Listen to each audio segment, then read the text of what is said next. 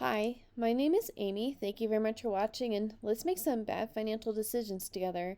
This is for entertainment purposes only, so if you're entertained, please like and subscribe. I really appreciate that.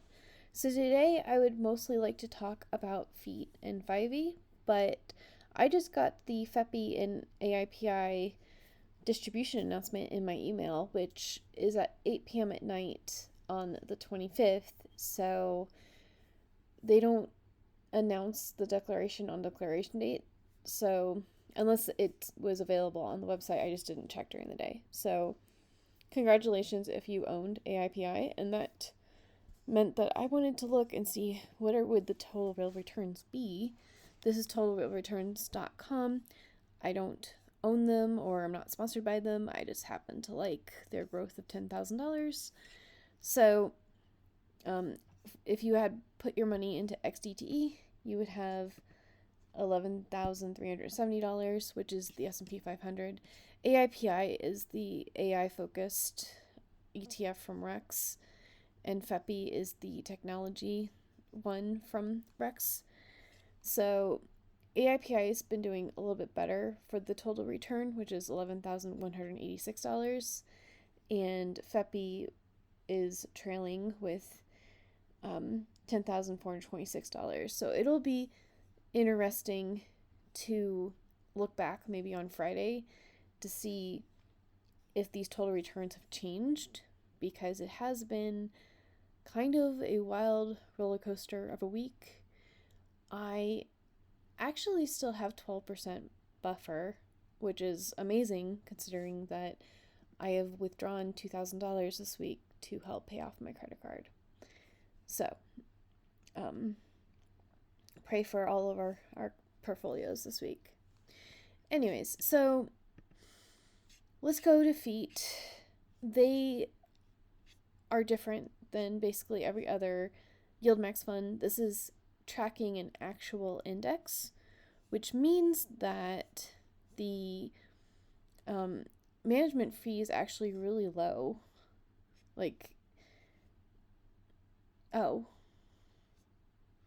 Never mind. They used to, I thought that this was like 0.65%. Never mind. This is actually as expensive as everything else. Good to know. I really thought that this was okay, yeah, so FIVY's a lower expense ratio than FEAT for some reason.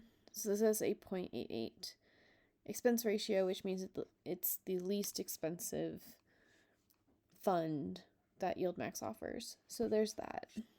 But today was interesting because they redid their holdings, and FEAT and FIVY will have the same holdings, but FIVY has 60% YieldMax funds and then 40% the underlyings, which leverage and stuff like that works both ways. This week, FIVY would have gone down more, but it was also a better buying opportunity because when these have momentum, and momentum works both ways, when they go back up, then we should be able to ride that. So they decided that this time it's going to be Netflix, Meta, YBIT, Coney, and Tesla, and they switched out MSTY for YBIT, which doesn't really make a ton of sense, except the Dorsey Wright index is automatic and it's just an algorithm. And sometimes with these leverage things, like the negative leverage can be so much, I'm assuming, that in comparison, YBIT looks like the stabler thing that has the more momentum. So I'm still happy that they still have a lot of Bitcoin or crypto in here. And I would have just like to do a little bit of a comparison between YMAX, YMAG, 5E FEAT, and LFGY, because these are like their fund of funds indexy type things that they do offer. And I happen to believe that YieldMax, like, we're meant to own the things that have multiple funds in them, and that they just offer the single stock ETFs because they don't hate money. So if you had YMAX, the total return for this time period, which was from Monday, you would still have $10,109. But YMAG, you would have had $9,792. FEAT is close with $9,775. Then FIVY. LFGY has less, but crypto has been really, it's really pulled back. And then Ulti in total returns from January 14th is $9,891. So, like, Ulti technically does have a good total return, like, not as good as YMAX, but, you know, it's Ulti and it's losing so much NAF. I think YMAX keeps surprising people, but because it has every single YieldMax fund, it has a lot of really high dividend stuff in the crypto and PLTY. So that's why it's not that surprising that YMAX does have a pretty good total return. But someday, like, I'm still going to vote for FIVY as my favorite, but you could get FEAT and then manually do what FIVY is doing, where you take 40% of it and you put it in the underlying. So just putting that out there. But I mean, I liked Ulti for a really long time. I defended it for a really long time, and I liked it in theory. It's just that the execution is kind of like, I just didn't wind up agreeing with a lot of the funds that they were trying to do covered calls on. And so I just disagree that they were fundamentally good companies to be working on. That's the first rule of doing options. So my preference is FIVY, even though it's paying less right now. But I think, like, 5 years from now, if you still own it and YieldMax is still around and I'm still making these videos, that FIVY will be the better, like, turn out to have been the better investment out of all of these. But if you need money now, YMAX is not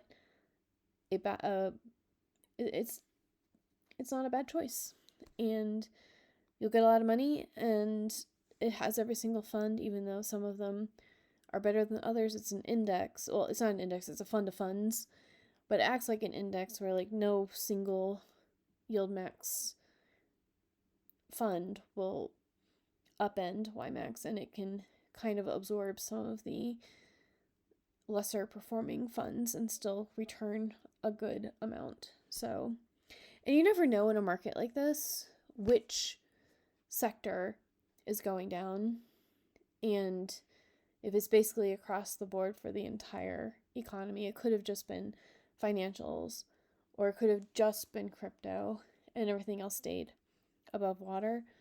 So I think, like, I heard that half of the S&P 500 was up today, but YieldMax, it skews towards tech and crypto and the Mag 7. So yeah, like, these funds were hit harder than some of the more, like, value in investing type stocks. So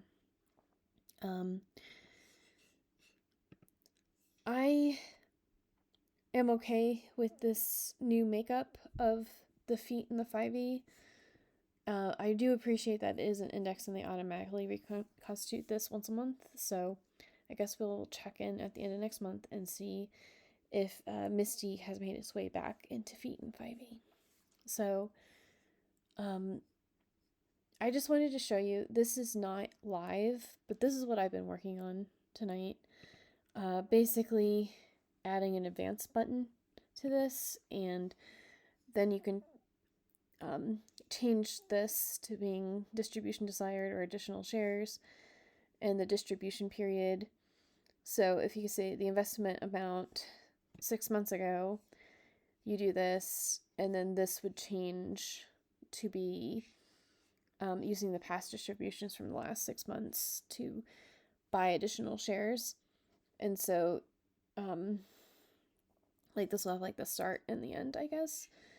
This doesn't work, so it's not published on YieldMight.com, but I want to be able to control what's actually in this tile, because a lot of people have been asking me to include a lot of information just on this screen so that you can compare multiple at the same time. But to me, like, if it gets too busy and there's too much information, it'll be very hard to see what the difference is. So this is the compromise, is like you can